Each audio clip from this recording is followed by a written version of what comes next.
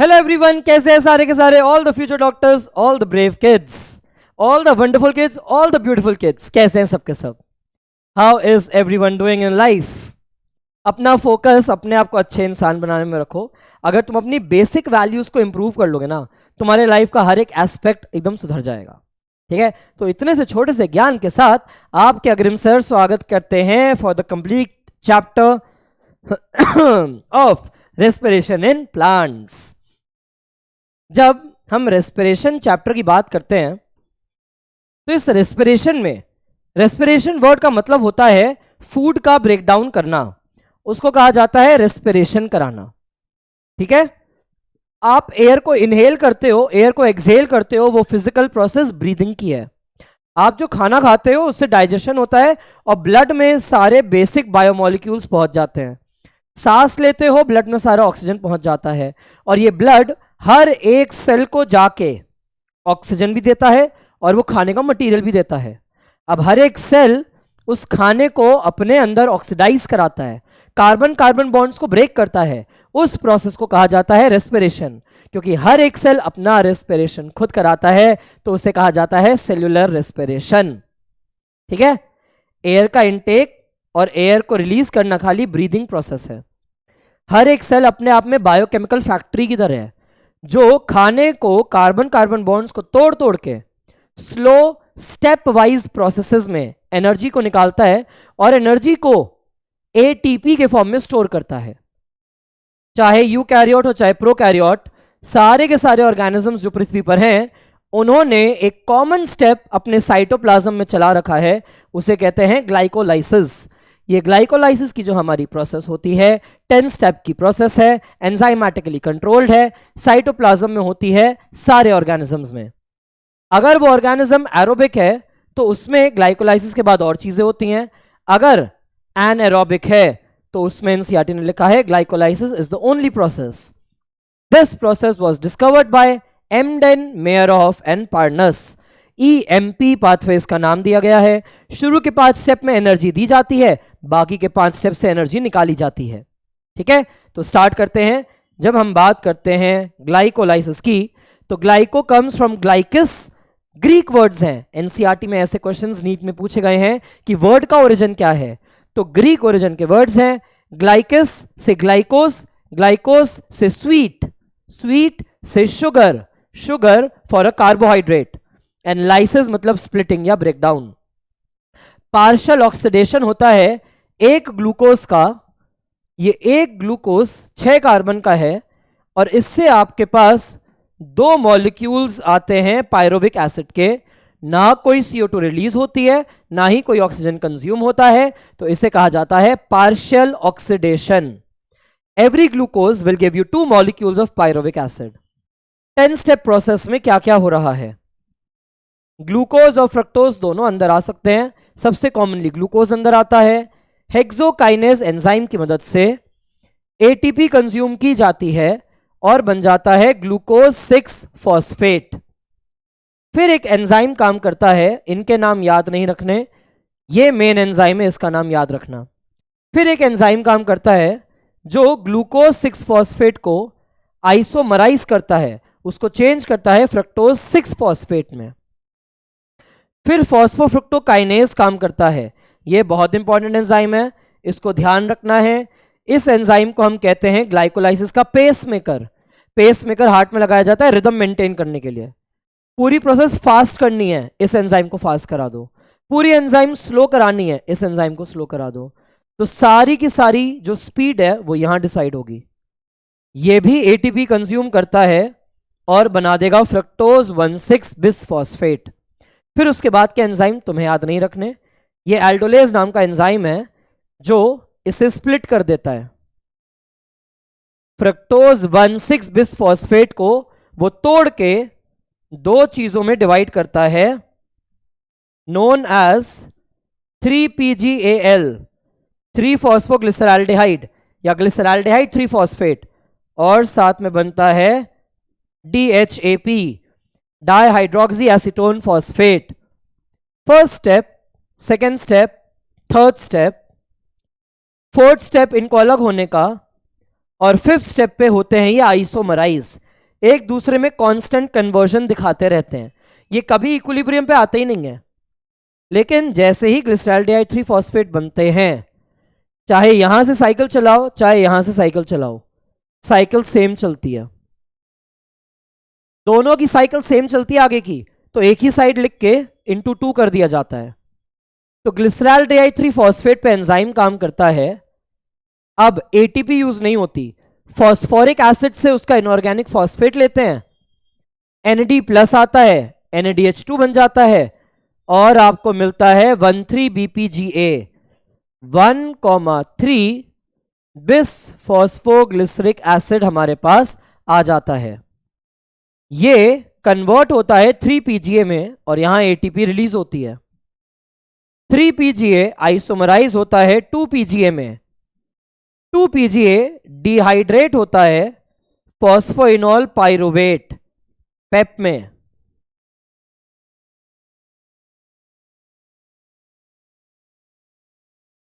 ठीक है, और ये पेप फिर से एटीपी रिलीज करता है और बना देता है पाइरुविक एसिड।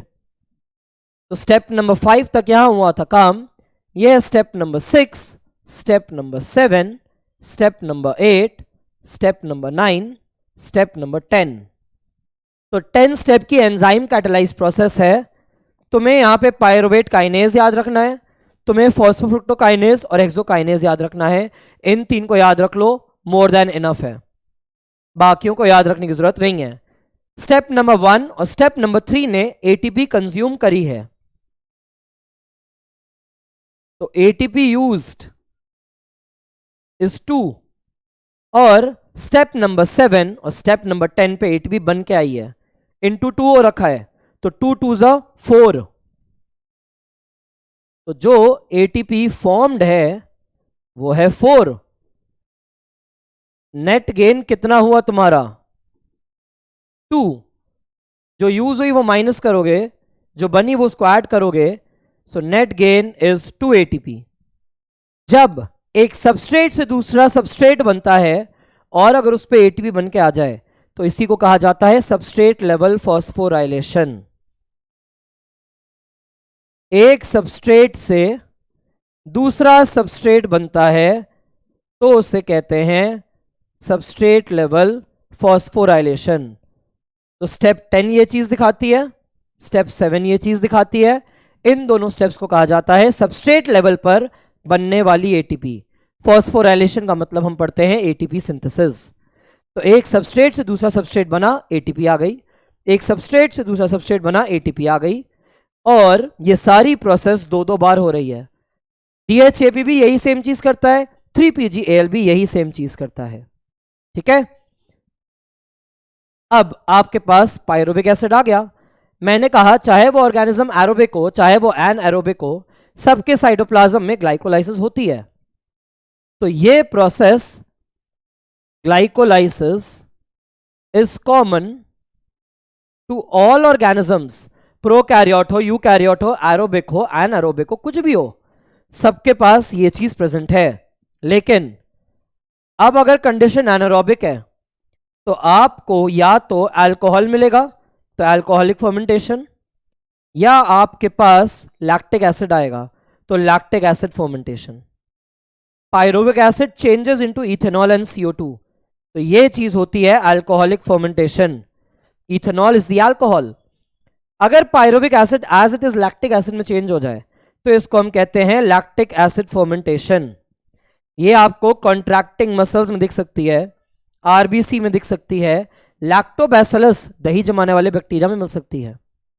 अगर यही पाइरुविक एसिड एरोबिक कंडीशन में है तो यूकैरियोट्स में इस पाइरुविक एसिड को माइटोकॉन्ड्रिया के अंदर भेज देंगे और वहां से उसका ऑक्सीडेटिव डीकार्बोक्सिलेशन, उसका क्रेब्स साइकिल चला के, जब पाइरुविक एसिड का ऑक्सीडेटिव डीकार्बोक्सिलेशन होगा तो एसिटाइल कोएंजाइम A बनेगा, और जब ये क्रेब्स साइकिल में जाएगा, सिट्रिक एसिड साइकिल में जाएगा, तो CO2 और वाटर रिलीज कर देगा।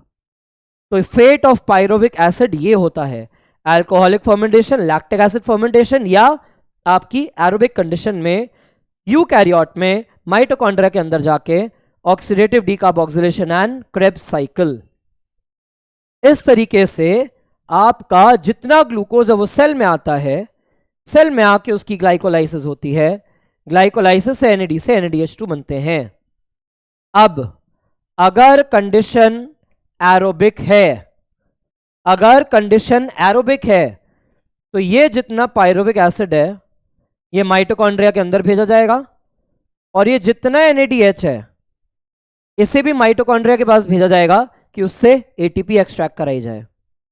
अगर कंडीशन एनएरोबिक है तो पायरुविक एसिड फर्मेंटेशन में जाएगा, और ये जो NADH है उसको यहां यूज करके NAD को वापस ग्लाइकोलाइसिस में भेज दिया जाएगा।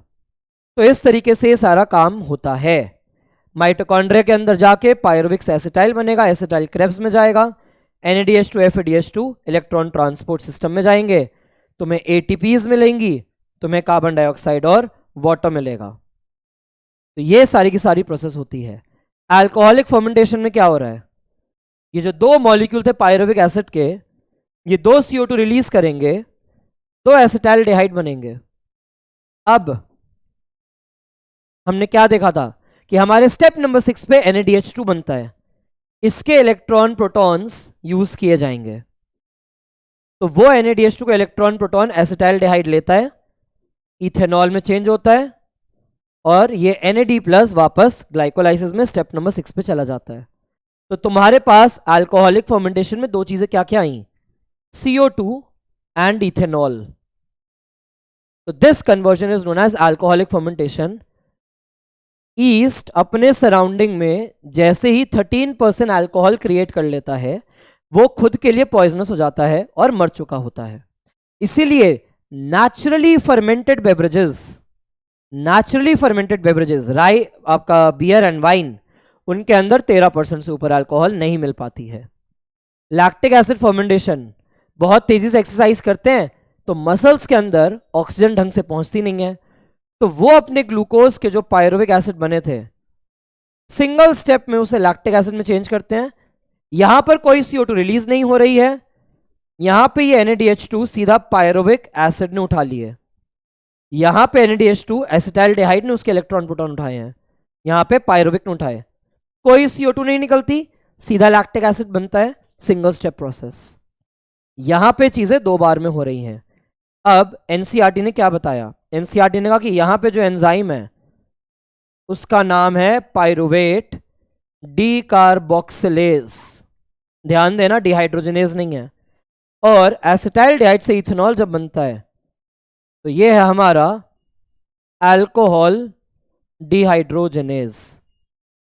पायरुविक से लैक्टिक एसिड बनता है तो NCERT ने एंजाइम का नाम पैराग्राफ में लिख के दिया है, लैक्टेट डिहाइड्रोजनेज।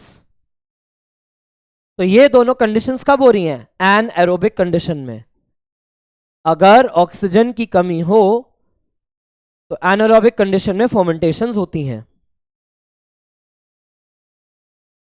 अगर मेरी कंडीशन एरोबिक होती तो ग्लूकोज से पायरुविक एसिड बना, इस पायरुविक एसिड को भेज दिया जाएगा माइटोकॉन्ड्रिया के अंदर। माइटोकॉन्ड्रिया के अंदर जाने के बाद पहले इससे एसिटाइल कोएंजाइम A बनेगा,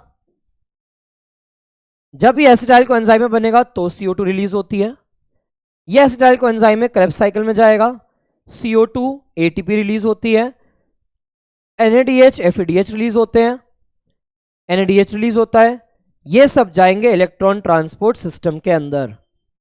यहां पर ऑक्सीजन आएगी, पानी रिलीज होगा और ATP सिंथेसाइज होगी। तो ये है सारी की सारी प्रोसेस हमारी एरोबिक मेथड्स की।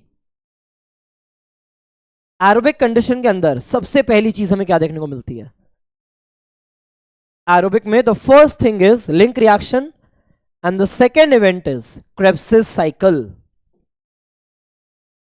हमारे पास दो मॉलिक्यूल आए थे पायरुवेट के ग्लाइकोलाइसिस से।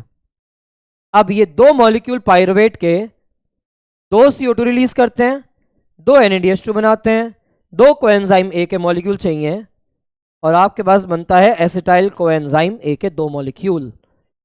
इसको हम कहते हैं लिंक रिएक्शन। ऑक्सीडेटिव डीकार्बोक्सिलेशन चल रही है। पायरोविक एसिड ऑक्सीडाइज होगा, इलेक्ट्रॉन प्रोटॉन रिलीज करेगा, तो उसको लेने के लिए NAD+ आते हैं। ये दोनों NAD+ NADH में चेंज हो जाएंगे, ये NADH जाएंगे ATP निकालने के लिए। दोनों पायरोविक एसिड, 2 CO2 निकली, कोएंजाइम A से बना 2 एसिटाइल कोएंजाइम है, ये जाएगा क्रेब्स साइकिल के अंदर। इसको कहते हैं लिंक रिएक्शन। NCERT ने कहा यहां पे जो एंजाइम काम करता है उस एंजाइम का नाम है पायरूवेट डिहाइड्रोजनेज। इसको काम करने के लिए मैग्नीशियम आयंस चाहिए और साथ में और भी चीजें चाहिए, वो NCERT ने नहीं दी। FAD नाम का मॉलिक्यूल चाहिए, लाइपोइक एसिड नाम का मेंबर चाहिए, थायमीन पायरोफॉस्फेट, ये सारी चीजें इस एंजाइम को चाहिए, तब जाके एसिटाइल कोएंजाइम में बनाता है। जितना भी एसिटाइल कोएंजाइम में बनेगा ये जाएगा सारा का सारा क्रेब्स साइकिल के अंदर। हैंस क्रेब्स ने डिस्कवर करी थी तो इसका नाम पड़ा क्रेब्स साइकिल। यहां पे पहला प्रोडक्ट सिट्रिक एसिड बनता है तो इसे कहते हैं सिट्रिक एसिड साइकिल।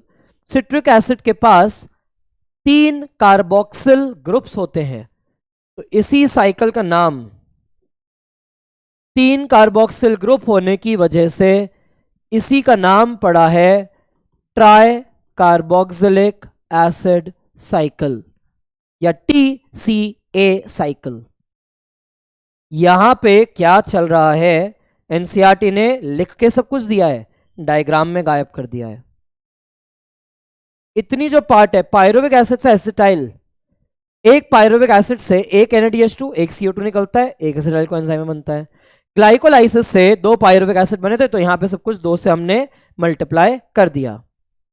अब इस प्रोसेस में क्या होता है, NCERT ने कहा कि एसिटाइल कोएंजाइम A का एक्सेप्टर है ऑक्सैलो एसिटिक एसिड, इसको NCERT ने बोला है first member of the cycle. Coenzyme A वापस बाहर निकलता है, पानी आपको चाहिए, एंजाइम बोला सिट्रेट सिंथेस, उससे बना सिट्रिक एसिड। फिर NCERT ने कहा सिट्रिक एसिड से बनता है आइसोसिट्रिक एसिड, आइसोसिट्रेट, ये भी 6 कार्बन का मॉलिक्यूल है। अब CO2 निकली, 1 कार्बन कम हो जाएगा, NAD से NADH2 बना।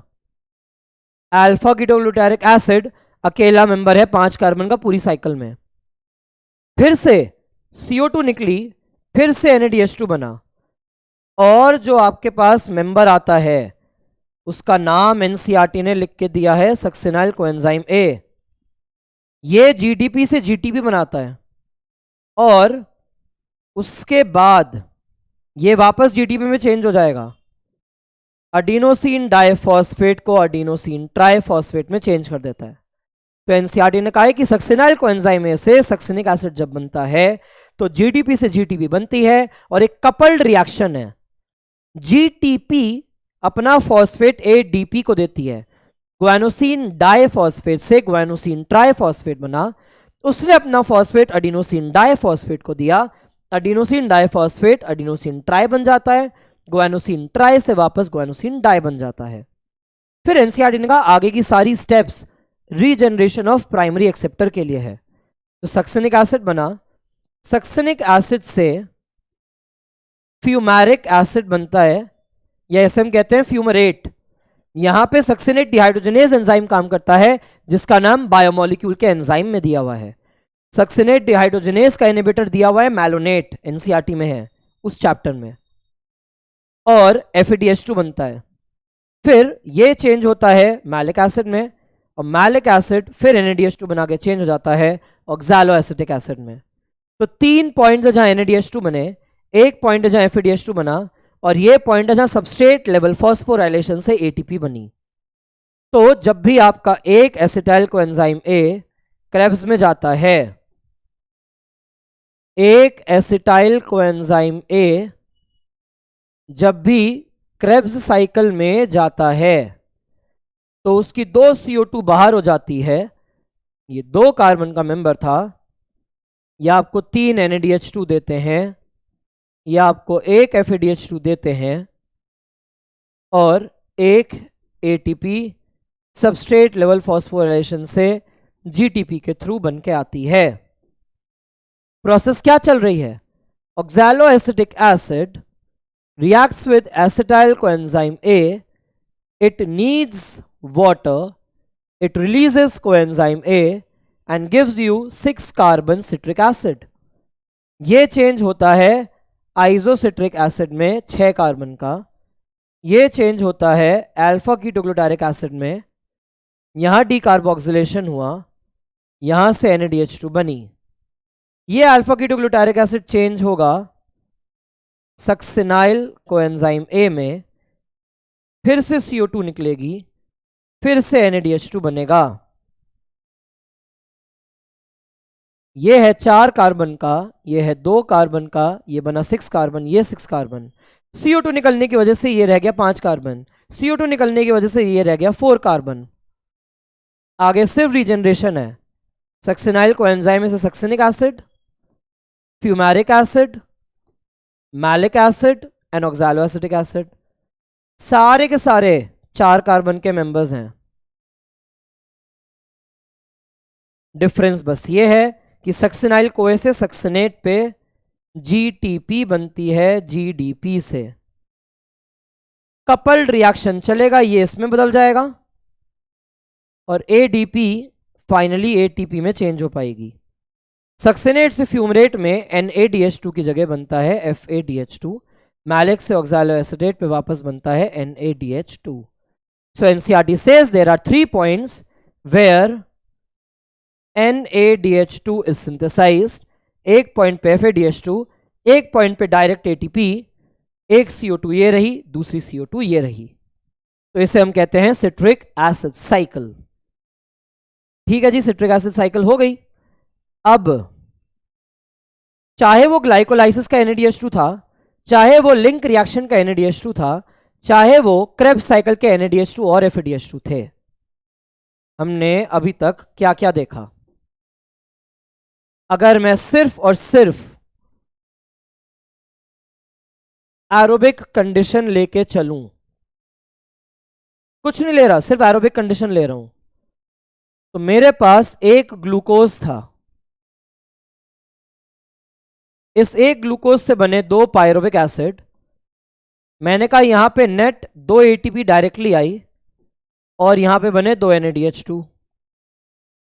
2 पायरुविक एसिड से ऑक्सीडेटिव डीकार्बोक्सिलेशन से बनते हैं 2 एसिटाइल कोएंजाइम A।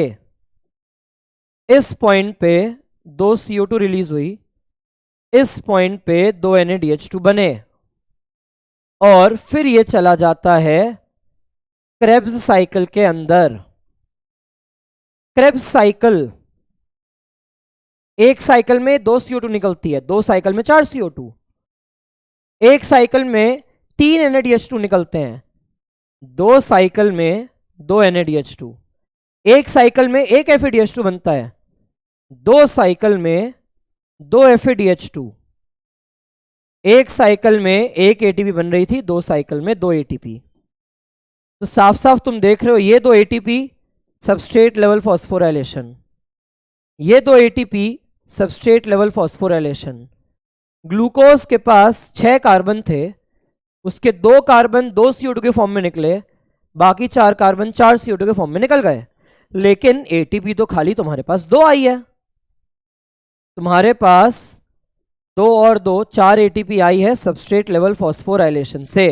हमें तो पता है एक सेल एक ग्लूकोज को मेटाबोलाइज करके 38 ATP बना के देता है, तो वो प्रोसेस कैसे चलेगी, कैसे हो पाएगा इतना काम? तो ये जो 2 NADH2 है एरोबिक कंडीशन में 6 ATP देती है, ये NADH2 6 ATP देंगे, ये NADH2 18 ATP देंगे, FADH2 4 ATP देंगे। अब अगर बैठ के काउंटिंग करनी स्टार्ट करोगे, अब अगर काउंटिंग स्टार्ट करी तुमने, तो 6 + 6 12, 12 + 18 30, 30 + 4, तो 34 ATP जो NADH2 FADH2 से आती है, वो आती है ऑक्सीडेटिव फॉस्फोराइलेशन से, जो खुद कैसे काम करता है, with the help of ETS। तो आपके पास अगर आप देखो तो हमने क्या कहा था, ये है हमारा ग्लाइकोलाइसिस। ग्लाइकोलाइसिस में 2 + 6 8 ATP बन रहे हैं एरोबिक कंडीशन में।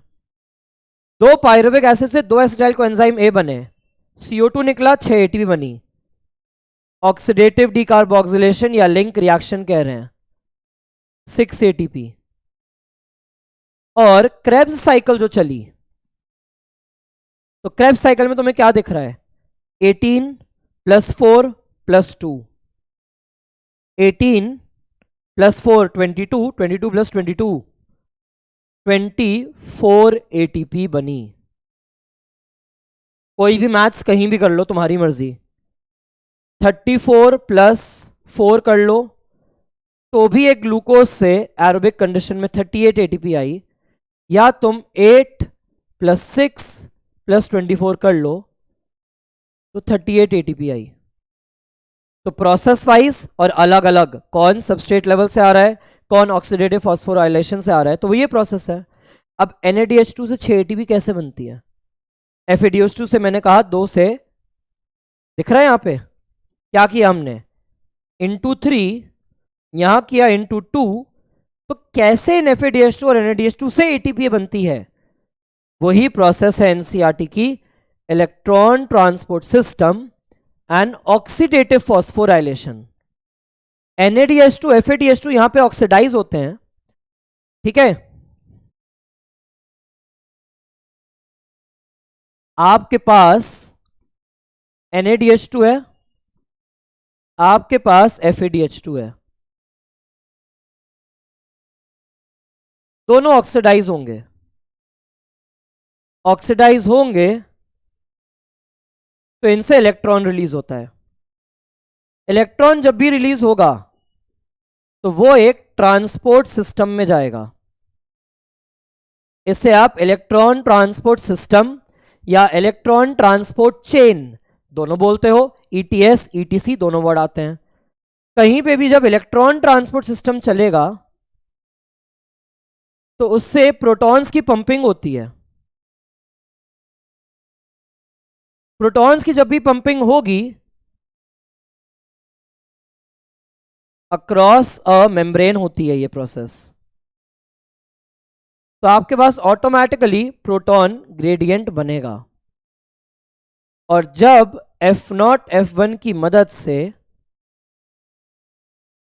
ये ग्रेडियंट ब्रेकडाउन होगा तो उससे सिंथेसाइज होगी ATP। ATP सिंथेसिस को कहा जाता है फॉस्फोराइलेशन। क्यों हुआ ये फॉस्फोराइलेशन, ये जो फॉस्फोराइलेशन हुआ किसकी वजह से हुआ, इन दो मॉलिक्यूल्स के ऑक्सीडेशन की वजह से। तो इसलिए नाम रखा गया ऑक्सीडेटिव फॉस्फोराइलेशन। और फॉस्फोराइलेशन के लिए प्रोटॉन ग्रेडियंट का टूटना जरूरी है, उससे पहले प्रोटॉन ग्रेडियंट का बनना जरूरी है। प्रोटॉन ग्रेडियंट बनाने के लिए क्या चाहिए आपको, इलेक्ट्रॉन ट्रांसपोर्ट सिस्टम। तो इसलिए इस पूरे प्रोसेस का नाम पड़ गया electron transport system and oxidative phosphorylation. अब अगर तुम NCERT को देखो तो NCERT ने कॉम्प्लेक्सेस बना रखे हैं बहुत सारे। Complex 1 NADH dehydrogenase complex, complex 3 cytochrome BC1 complex, complex 2 सक्सेनेट dehydrogenase complex, उसी को कॉम्प्लेक्स 2 कह रहे हैं। Complex 4 cytochrome C oxidase complex number 4, इनमें ETS हो रही है, इलेक्ट्रॉन्स यहां से घूम के चले जाते हैं। ये जो लास्ट में कॉम्प्लेक्स 5 है F0 F1 ATP सिंथेज, यहां ETS नहीं होती, ये फॉस्फोराइलेशन कराता है। इलेक्ट्रॉन ट्रांसपोर्ट सिस्टम में कॉम्प्लेक्स 1 2 3 और 4 काम करते हैं, और लास्ट वाले के केस में आपके F0 F1 वो कॉम्प्लेक्स 5 कहलाते हैं जो ऑक्सीडेटिव फॉस्फोराइलेशन कराते हैं। सारा काम इनर माइटोकॉन्ड्रियल मेम्ब्रेन के क्रॉस होता है। ऊपर की तरफ मैट्रिक्स, यहां से तुम देख रहे हो प्रोटॉन्स पंप हो रहे हैं इंटर मेम्ब्रेन स्पेस में, तो इलेक्ट्रॉन ट्रांसपोर्ट चल रहा है, प्रोटॉन्स पंप होके अंदर आ रहे हैं, फिर ये प्रोटॉन का ग्रेडियंट जब टूटेगा तो एटीपी बनेगी। इलेक्ट्रॉन को लास्ट में लेने के लिए ऑक्सीजन का मॉलिक्यूल आता है, प्रोटॉन उठाता है और वाटर सिंथेसाइज करता जाता है। कॉम्प्लेक्स 1 से तुम देख रहे हो प्रोटॉन पंपिंग होती है, कॉम्प्लेक्स 3 से होती है, कॉम्प्लेक्स 4 से होती है। कॉम्प्लेक्स 2 प्रोटॉन पंप नहीं करता। कॉम्प्लेक्स 2 है जो FADH2 से इलेक्ट्रॉन प्रोटॉन लेता है, लेकिन प्रोटॉन तो पंप नहीं करा रहा। NADH2 ने ज्यादा प्रोटॉन पंप कराते हैं, तो इसीलिए NADH2 से ज्यादा एटीपी आती है, FADH2 से कम। कैसे चलती है ये सारी की सारी process? How does the complete process take place? मैंने कहा मेरे पास ये जो मेम्ब्रेन है, ये है सारी मेरी इनर मेम्ब्रेन। यही इनर मेम्ब्रेन अंदर की तरफ फोल्ड हो जाए तो क्रिस्टी कहलाएगी। ये साइड है मैट्रिक्स और ये नीचे का सारा space intermembrane space, perimitochondrial space है ये। इन स्पेसेस के अंदर मान लेते हैं ये लगा मेरा कॉम्प्लेक्स 1, ये लगा मेरा कॉम्प्लेक्स 3, ये लगा हुआ है कॉम्प्लेक्स 4 और ये लगा है मेरा कॉम्प्लेक्स 5।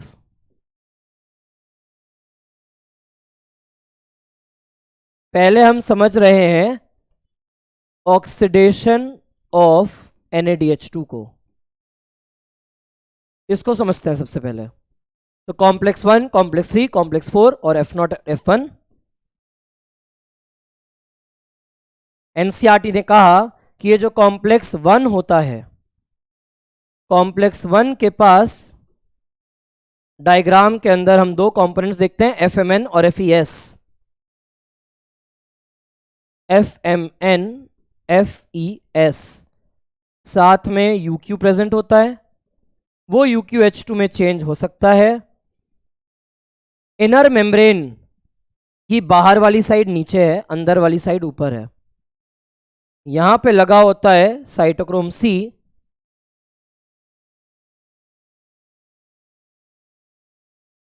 यूबिक्विनॉन इंट्रिंसिक है, पूरा का पूरा अंदर रहता है। साइटोक्रोम 3 जो है, it has cytochrome B, it has FES, it has cytochrome C1। तो साइटोक्रोम B C1 कॉम्प्लेक्स कहते हैं।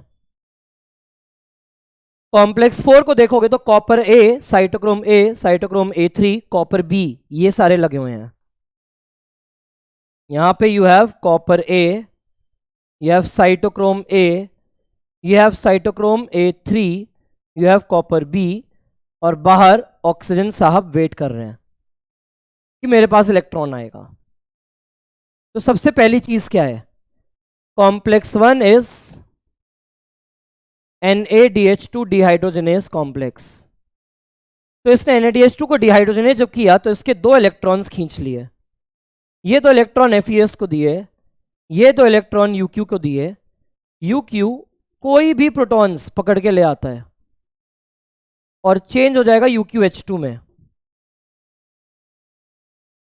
अब UQH2 से आगे की तरफ इलेक्ट्रॉन पास होते हैं और खुद ये UQ में चेंज होता रहेगा। ठीक है, अब ये FES में चेंज होगा, FES C1 में चेंज होगा, C1 उन इलेक्ट्रॉन्स को पास कर देगा C को। C खुद मोबाइल है, ये खुद मूव करके जाता है, एक्सट्रिंसिक है on the outer surface of inner membrane, बाहर वाली साइड पर है उसकी, मूव करके जाता है यहां पर, दो इलेक्ट्रॉन्स पास करा देता है। ये दो इलेक्ट्रॉन्स पास होते जा रहे हैं और इन्हीं दो इलेक्ट्रॉन्स को हाइड्रोजन प्रोटॉन के साथ मिलके अपने आप को वाटर में चेंज करा लेता है। तो ये इलेक्ट्रॉन ट्रांसपोर्ट सिस्टम चल रही है। अब फिजियोलॉजिकल फीचर्स, कॉम्प्लेक्स 1 जब भी तो इलेक्ट्रॉन पास कराता है तो मैट्रिक्स से इंटरमेम्ब्रेन स्पेस में ये 4 प्रोटॉन्स पंप कराएगा।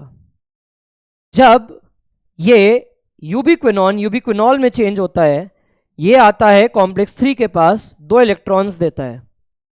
तो यहां के प्रोटॉन्स और रैंडम कुछ प्रोटॉन्स, इसके प्रोटॉन और मैट्रिक्स के प्रोटॉन्स अंदर आ जाते हैं। हर 2 इलेक्ट्रॉन के लिए ये टोटल 4 प्रोटॉन अंदर भेजता है, ये 4 प्रोटॉन अंदर भेजता है, और कॉम्प्लेक्स 4 इसकी पावर खाली 2 प्रोटॉन भेजने की है। तो टोटल NaDH2 से कितने प्रोटॉन्स आए? It pumped 10 protons.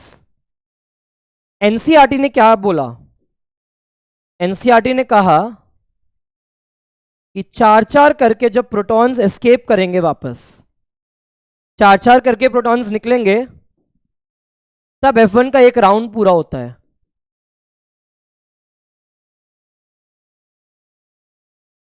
और ये ATP बना देगा।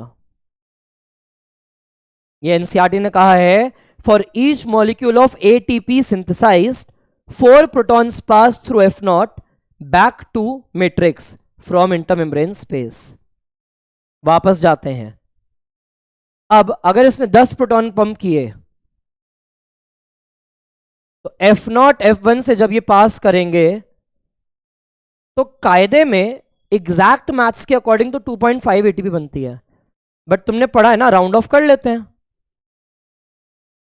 राउंड ऑफ कर लिया ना, तो एक NaDH2 से 10 प्रोटॉन पंप हुए, और असली में तो वो 2.5 ATP बनाता है। हमने कैलकुलेशन आसान करने के लिए ले लिया 3 ATP, इसीलिए हमने हर एक NaDH2 को 3 ATP से मल्टीप्लाई कराया था कि एक NaDH2 से 3 ATP बनाने लायक एनर्जी आती है। इलेक्ट्रॉन 1 पे जाता है, यूबिक्विनॉन पे जाता है, कॉम्प्लेक्स 3 पे जाता है, साइटोक्रोम C पे जाता है। कॉम्प्लेक्स 4 ने साइटोक्रोम C को ऑक्सीडाइज कराया है, उससे इलेक्ट्रॉन्स लिए हैं, इसलिए कॉम्प्लेक्स 4 को साइटोक्रोम C ऑक्सीडेज कहते हैं। और ये इलेक्ट्रॉन फिर लास्ट में O2 के पास जा रहा है।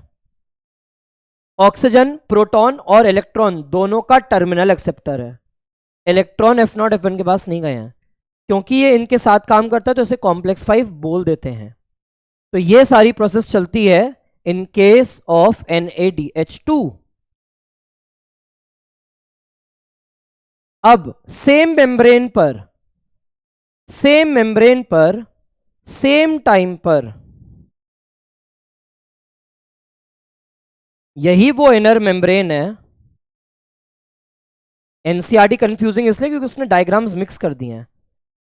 वही मेरा ऊपर की तरफ मैट्रिक्स, ये नीचे का सारा एरिया पेरीमाइटोकॉन्ड्रियल स्पेस, आउटर मेम्ब्रेन और इनर मेम्ब्रेन के बीच की जगह इंटर मेम्ब्रेन स्पेस।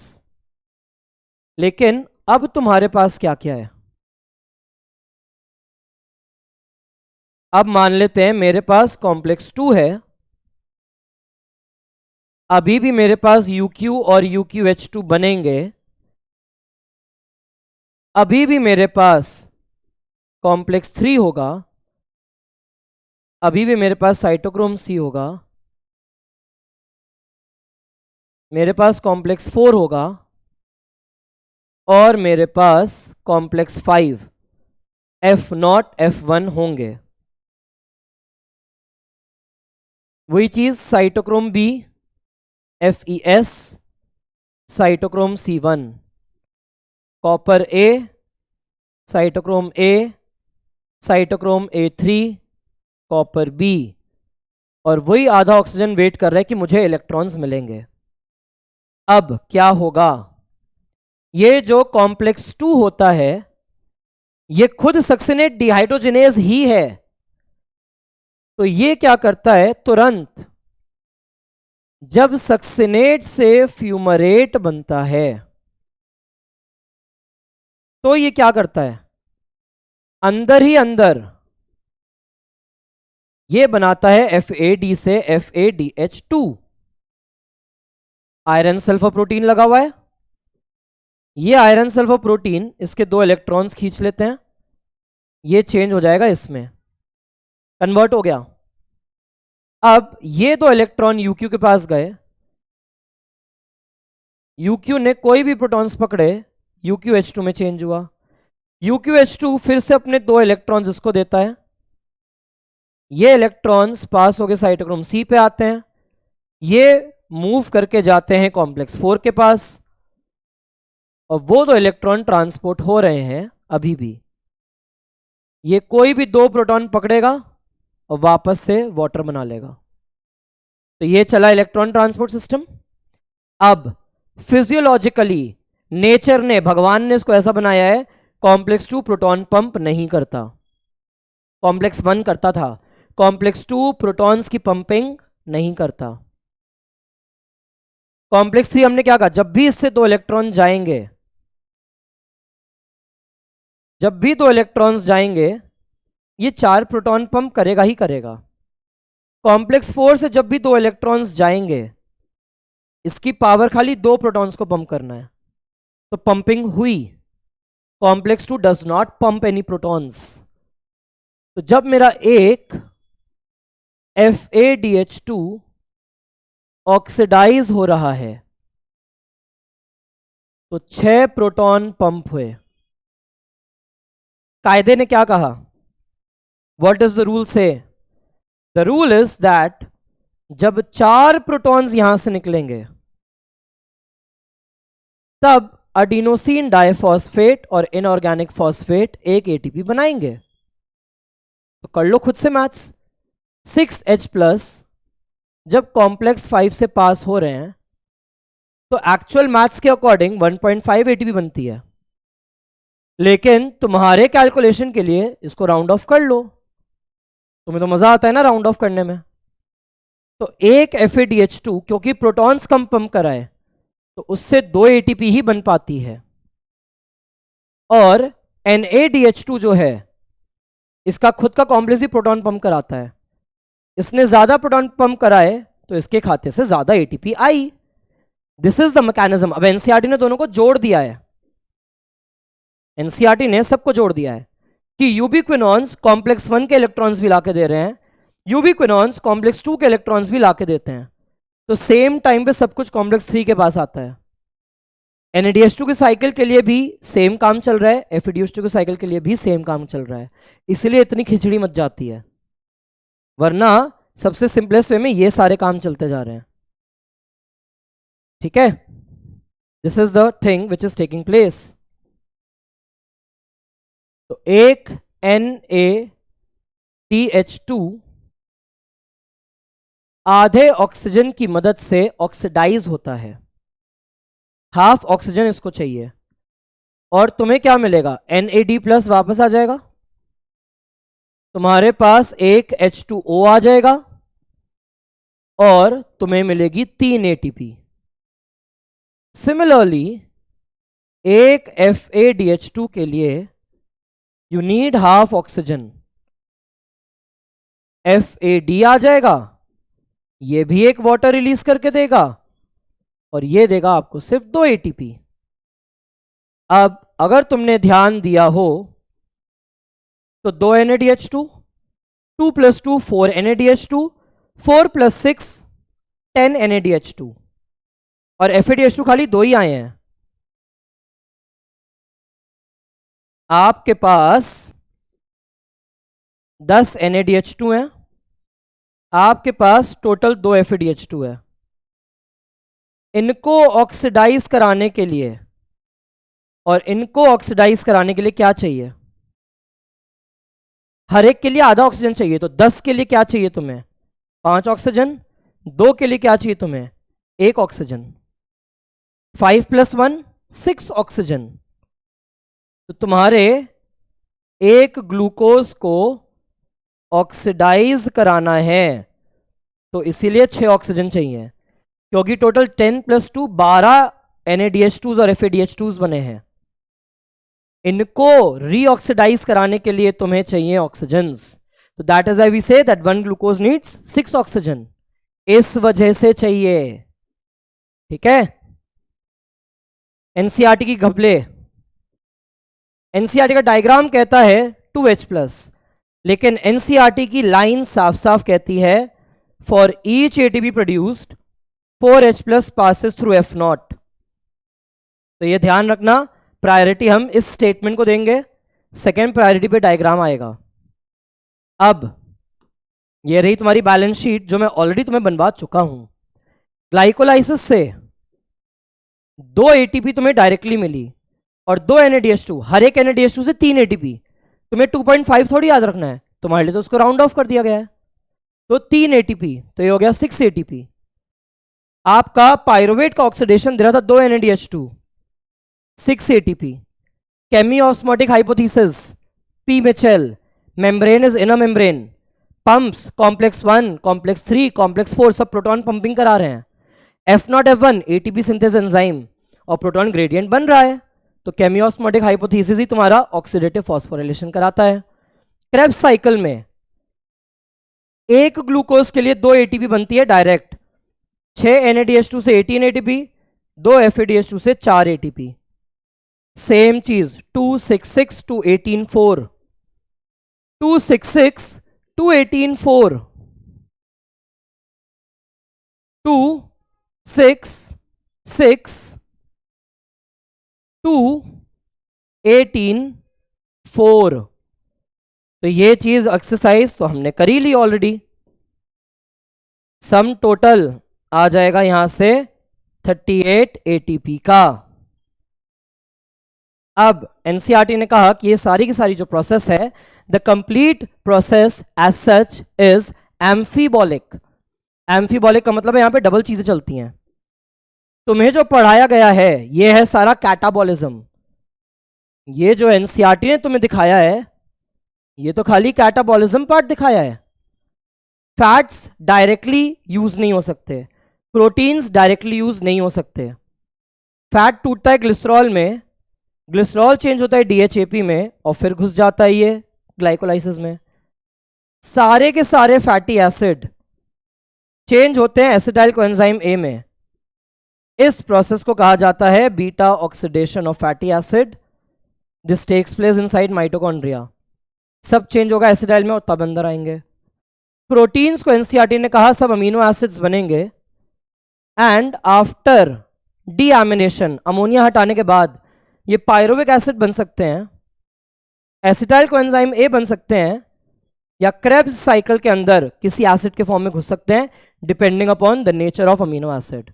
और ग्लूकोज का तो तुमने पढ़ा। साथ में एनाबॉलिज्म भी है। अगर एनाबॉलिज्म मतलब सिंथेसिस, एसिटाइल कोएंजाइम में निकाली भी जा सकते हैं फैटी एसिड सिंथेसाइज कराने के लिए। ठीक है, आपके अल्फा कीटोग्लूटारिक एसिड निकाले जाते हैं। मिनरल न्यूट्रिशन चैप्टर में हमने पढ़ा था कि अल्फा कीटोग्लूटारिक एसिड आपके अमोनियम को एक्सेप्ट करके ग्लूटामिक एसिड बनाता है। तो वो सिंथेसिस कहां से हो रही है? उन्हीं क्रेब्स के अल्फा कीटो से। तो साइकिल की चीजें बाहर भी जा सकती हैं सिंथेसिस के लिए, या चीजें टूट के अंदर भी आ सकती हैं।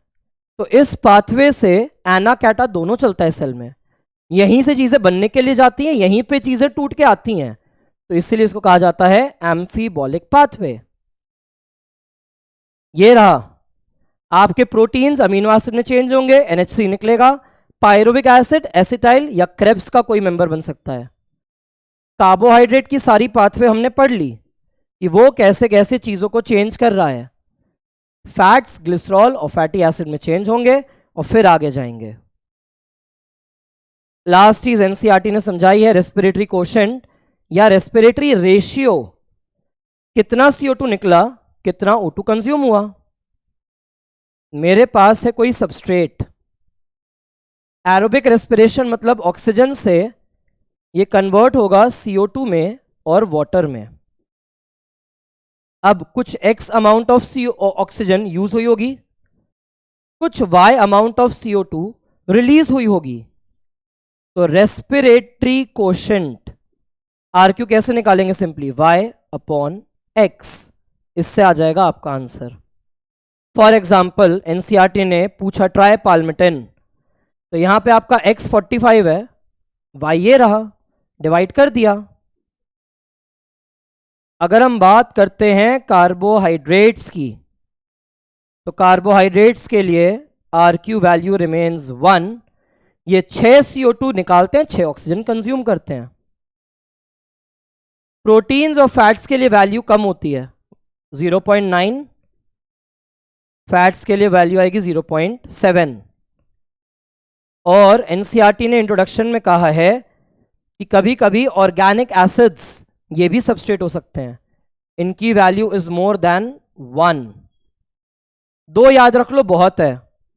ऑक्सैलिक एसिड की वैल्यू 4 आती है और मैलिक एसिड की वैल्यू 1.33 आती है। और अगर कंडीशन एनएरोबिक है, तो एनएरोबिक में O2 तो यूज हो ही नहीं रहा, 0, डिनोमिनेटर 0, इसका मतलब क्या है, वैल्यू इज नॉट डिफाइंड। तो इन्फिनिटी का सिंबल मार के हम नॉट डिफाइंड लिख देते हैं। तो यह है respiratory quotient, and that is your chapter of respiration in plants. Work hard, बहुत अच्छे से मेहनत करो, मंजिल तुम्हारे पास अपने आप आ जाएगी। तुम बिल्कुल चिल रहना, लेकिन खुले दिमाग से पढ़ाई करते रहो। मिलते हैं नेक्स्ट क्लास में। Take care, signing off, bye bye.